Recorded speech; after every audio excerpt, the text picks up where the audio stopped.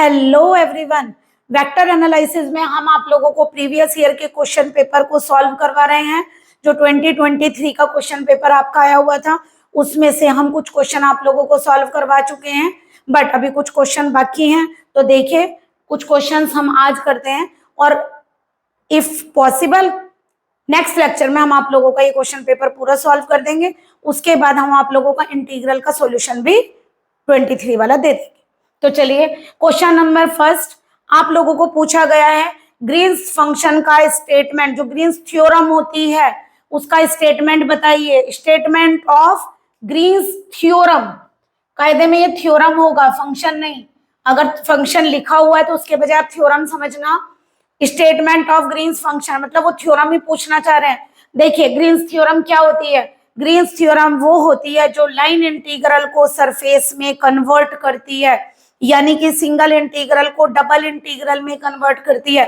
Line is the single integral, area यानी कि surface is the double integral. तो ये क्या करते हैं? लाइन इंटीग्रल को सरफेस इंटीग्रल में कन्वर्ट करते हैं। तो देखिए क्या लिखा है, relation between plane surface integral and line integral if S is a closed region. अगर आपने ऐसे क्लोज्ड रीजन लिया हुआ है तो ग्रीन्स थ्योरम क्या करती है? प्लेन सरफेस इंटीग्रल को यानी कि सरफेस इंटीग्रल को लाइन इंटीग्रल में रिलेशन को शो करती है, यानी कि लाइन इंटीग्रल और सरफेस इंटीग्रल एक दूसरे के अंदर कन्वर्ट हो जाते हैं। अगर आप लोग डबल इंटीग्रल से यानी कि आप सरफेस इंटीग्रल से लाइन इंटीग्रल पर जाना चाहते हैं, लाइन से सरफेस पर जाना चाहते हैं, तो आप ग्रीन्स थ्योरम को यूज करते हैं। तो चलिए क्या लिखा हुआ है, ऐसी क्लोज रीजन, जो आप रीजन लेकर चलोगे क्लोज होगा, जैसे सर्किल, जैसे स्क्वायर, जैसे ट्राइंगल, जैसे रेक्टेंगल, कुछ भी आपका कर्व हो सकता है, इलिप्स। तो उन्होंने कहा सी क्लोज रीजन लेना है, एक लाइन इंटीग्रल लेना है, एक सरफेस इंटीग्रल लेना है।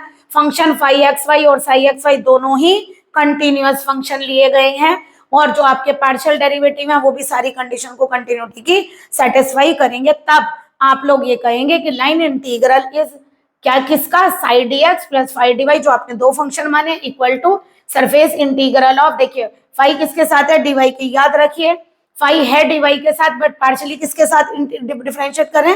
Del phi by del x. Psi किसके साथ है? डी एक्स के, लेकिन पार्शियली किसके साथ कर रहे हैं? वाई के। Del psi upon del y, double integral है तो डीएक्स डी वाई दोनों लिखेंगे। और सी क्या है? Transverse in the positive anti clockwise direction. तो आप क्या करेंगे, सबसे पहले आप लोगों को जैसे कोई भी कर्व दे दिया जाएगा, वो रेक्टेंगल हो, ट्राइंगल हो या सर्किल हो, उन पर आप लोगों को जो फंक्शन दिया जाएगा उसको आप लोगों को इंटीग्रेट करना होगा, एक बार लाइन में और एक बार सरफेस में। और वेरीफाई करने के लिए आए तो आप लोगों को दोनों को इक्वल भी प्रूफ करना होगा। ये भी क्वेश्चन आप लोगों के एक इस टाइप का आप लोगों के क्वेश्चन पेपर में आया हुआ है, बट पहले क्वेश्चन था कि स्टेटमेंट बताए, तो आप याद रखेंगे ग्रीन्स थ्योरम लाइन इंटीग्रल को सरफेस इंटीग्रल में यानी सिंगल इंटीग्रल को डबल इंटीग्रल में कन्वर्ट करती है। नेक्स्ट क्वेश्चन है आप लोगों का, grad A dot B equal to proof करना है A cross curl B cross curl A dot del B dot del. देखिए थोड़ा टिपिकल है, तो आप लोग थोड़ा सा ध्यान से इस थ्योरम को करिए। इस तरह की वेक्टर आइडेंटिटीज और भी हैं, ऐसा नहीं है आपकी ग्रेड ए डॉट बी आ जाएगी, लेकिन क्वेश्चन पेपर में ये आई है तो 4 या 5 वेक्टर आइडेंटिटीज होती है, उनमें से एक आती ही है। तो चलिए देखिए, ये है grad A dot B. Grad का मतलब आप लोगों को डेफिनेशन से पता है, ग्रेड फाई हमने बताया था अपने लेक्चर में, डेल फाई होता है, तो हमारे लेक्चर भी अटेंड कर लीजिए। ग्रेड फाई माने डेल फाई, यानी कि grad A dot B is del A dot B vector. अब ये बताइए डेल का मतलब क्या है? Del upon del X I, del upon del Y Z, del upon del Z K. तो हमने आप लोगों को बताया था, अगर क्वेश्चन हम आप लोगों को करवाते हैं तो पूरा समझाते हैं कि अगर वो सिमेट्रिकल चल रहा है पोजीशन में तो आप वाई और जेड में मत लीजिए, यानी जे और के में मत लीजिए, केवल समेशन लगाकर आई पर यूज करिए। तो हमने क्या लगाया? Summation i del upon del A dot B का जो इसका आएगा वही सिमिलरली हम जे और के लिए लिख देंगे। तो चलिए, समेशन आई डिफरेंशियल कैसे करते हैं? ए को एज इट इज रखा, बी का कर दिया, बी को एज इट इज रख दिया, ए को कर दिया, और A dot B equal to B dot A होता है, इसलिए यहाँ पर आप लोगों का हमने बी पहले लिख दिया, इसलिए कोई फर्क नहीं पड़ता। बट अगर क्रॉस होता तो हम इसे ऐसे लिखते हैं फिर del upon del x cross B, क्योंकि हम उन्हें इंटरचेंज नहीं कर सकते, अदरवाइज माइनस साइन आ जाता। अब चलिए, समेशन फर्स्ट वैल्यू पर भी लिखिए और समेशन सेकेंड पर भी लिखिए। आई होप यहाँ तक समझ में आ गया होगा। फिर देख लीजिए, ग्रेड की डेफिनेशन है del A dot B. Del करना है, सिमेट्रिकल पोजीशन हो तो आई जे और के पे ना लिख के केवल आई पर लिखिए और समेशन लगा दीजिए, सिमिलरली लिख देंगे। हमें डिफरेंशियल का पता है, जब हम प्रोडक्ट में करते हैं तो एक फंक्शन एज इट इज रखते हैं, दूसरे का डिफरेंशियल करते हैं, दूसरा एज इट इज रखते हैं, फर्स्ट का डिफरेंशियल करते हैं। समेशन को अंदर लाइए, दोनों पर समेशन आ जाएगा। अब देखिए इसकी वैल्यू हमें नहीं पता है तो हमने ये अंदाजा लगाया ये कैसे आएगा। तो हमने क्या किया, वेक्टर ट्रिपल प्रोडक्ट ली। आप लोगों को हमने पढ़ाया हुआ है ए क्रॉस सी का फॉर्मूला होता है B A dot C A dot B. नहीं तो लेक्चर अटेंड करिए तभी आप लोगों को आइडेंटिटीज ठीक से समझ में आएंगी। तो चलिए हम इसे कैसे लिखेंगे, आई लिख दिया और ए डॉट, यानी पहले मिड वाला लेते हैं और इन दोनों की डॉट, फिर बाद वाला लेते हैं और इन दोनों की डॉट। यानी कि फार्मूला आप लोगों का ये है A cross C equal to B A dot C minus C A dot B. इससे लगाया है हमने। अब देखिए मुझे वैल्यू किसकी चाहिए, ये वाली, यानी कि ये वैल्यू मुझे चाहिए तो मैंने क्या करा, इसको यहाँ छोड़ा और इसको लेफ्ट पर ले जाओ। तो हमने क्या किया, ये इधर जाएगा तो प्लस हो जाएगा, लिख हमने इसको इधर लिया क्योंकि हमें इसकी वैल्यू निकालनी। इसको निकालने के बाद केवल क्या किया, ये वैल्यू एक तरफ छोड़ दी और ये दूसरी साइड ले गए, दो वैल्यू प्लस में आ गई, दोनों तरफ समेशन ले लीजिए। अब देखिए समेशन किस पे लेंगे, यहाँ आई जे के पे समेशन लगेगा। ए वेक्टर तो अपने आप में कंप्लीट वेक्टर है तो समेशन ए पर नहीं लगेगा, समेशन यहाँ लगेगा। यहाँ पर समेशन किस पर लगेगा, इस पर, क्योंकि del B upon del x अपने आप में कंप्लीट वेक्टर। तो यानी आपने इस पे क्या लगा दिया, समेशन। आप ध्यान से देखिए, अगर आप इसे ऐसे देखें, I del upon del x cross B, I del upon del x cross B, यानी कि डेल की क्रॉस बी से हो रही है। और आप ये पढ़कर आए हो कि del cross B equal to क्या कहलाता है, कर्ल बी। तो आपका ये वेक्टर काय में कन्वर्ट हो गया, कर्ल बी में। अब देखिए यहाँ क्या हो रहा है, ए डॉट आई और यहाँ लिखा del upon del, B vector यहीं छोड़िए, del upon del X I करिए। अगर A dot del upon del X I करेंगे तो क्या हो रहा है, ए और डेल की डॉट हो रही है, तो हमने ए और डेल की डॉट कर दी। अब आप लोगों का ये क्वेश्चन कंप्लीट, ये एक टाइप पूरा हुआ आपका यहाँ वाला। अब इसकी वैल्यू बाकी है, तो एक काम करिए, जैसा ये वाली वैल्यू है सिमिलरली इसी को देखकर आप ये दूसरी वैल्यू भी निकाल दीजिए। आई चाहे आप इधर लिख लीजिए चाहे इधर, कोई फर्क नहीं पड़ता है। अगर आप लोगों को दिक्कत हो रही तो इस आई को आप यहाँ कर दीजिए ताकि आपको ये सिमिलर वैल्यू दिखाई दे। तो ये आ गया आई कैप, और ये भी अगर सिमिलर लिखनी है आप लोगों को तो ये आएगी आपकी जे कैप। ये आई इधर लिख लीजिए, आई कैप। तो बस क्या ट्रांसफर किया, जहां बी था वहां ए कर दीजिए, जहां ए था वहां बी कर दीजिए। अब देखो ये दोनों वैल्यूज हमें फाइंड हो गई, इन दोनों को इक्वेशन नंबर 1 में पुट कर दीजिए। तो देखो हमारा आंसर आ गया। क्या आंसर है यहाँ से, ये आंसर है ए क्रॉस यहाँ कर्ल बी होगा, यहाँ पर वैल्यू आ गई A cross curl B cross curl A. पहले मैंने पहला वेक्टर दोनों का लिख दिया, A cross curl B cross curl A, फिर बाद में ए डॉट डेल बी और बी डॉट डेल ए। ये बी डॉट डेल ए आएगा, ए की जगह बी की जगह, जो आपकी ये लाइन आई है इसमें ए की जगह बी की जगह ए की जगह बी की जगह ए। तो ये आप सिमिलरली लिखे, इतना सारा आप लोगों को दोबारा करने की जरूरत नहीं है। और दोनों वैल्यूज उठाकर अपनी क्वेश्चन नंबर 1 में पुट कर दिए। तो ये प्रूफ हो गई आपकी आइडेंटिटी। नेक्स्ट क्वेश्चन है आप लोगों को ये आता है प्रोडक्ट। तो देखिए आप लोगों को फॉर्मूला पता है स्केलर प्रोडक्ट का, ए बी सी क्या होता है, A dot B cross C, ये होता है आपका ए बी सी।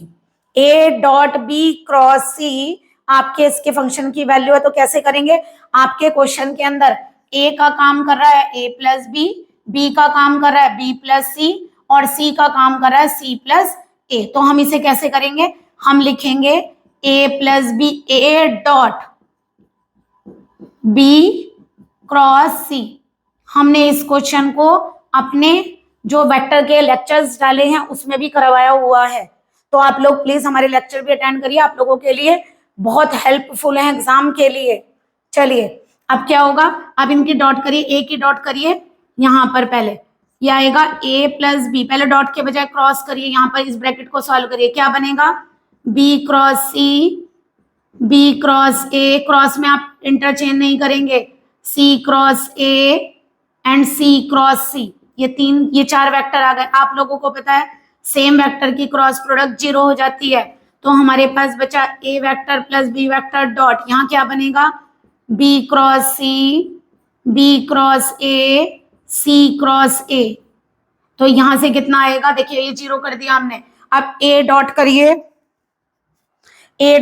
पहले सब में, फिर बी डॉट करिए। तो क्या लिखेंगे, देखिए ये आपको पता है A dot B cross C को हम क्या बोलते हैं, A B C scalar triple product. तो देखिए A dot B cross C क्या बन जाएगा ए बी सी। आगे चलिए ये बनेगा ए बी ए, ABA, यहां पर जाइए क्या बनेगा ACA। अब देखिए B से करेंगे क्या बनेगा BBC प्लस यहां करिए ये बनेगा BBA प्लस यहां से क्या बनेगा BCA। तो देखिए क्या होगा, आप लोगों को ये पता है स्केलर ट्रिपल प्रोडक्ट में हमने वहां नोट लिखवाया हुआ है अपने लेक्चर में, अगर दो एलिमेंट सेम हो जाते हैं तो आंसर क्या हो जाता है 0। तो इसका मतलब ये भी 0, ये भी 0, ये भी 0, ये भी 0, क्योंकि इसमें 2 A हैं, इसमें 2 B हैं। तो हमारे पास क्या बचेगा, इफ लिख लीजिए चाहे यहाँ पे नोट करके, if 2 vectors are same in scalar triple product then value is 0, then value is 0। तो आपका आंसर आएगा ABC, ये 0, ये 0, ये 0, ये 0 और यहाँ आएगा BCA।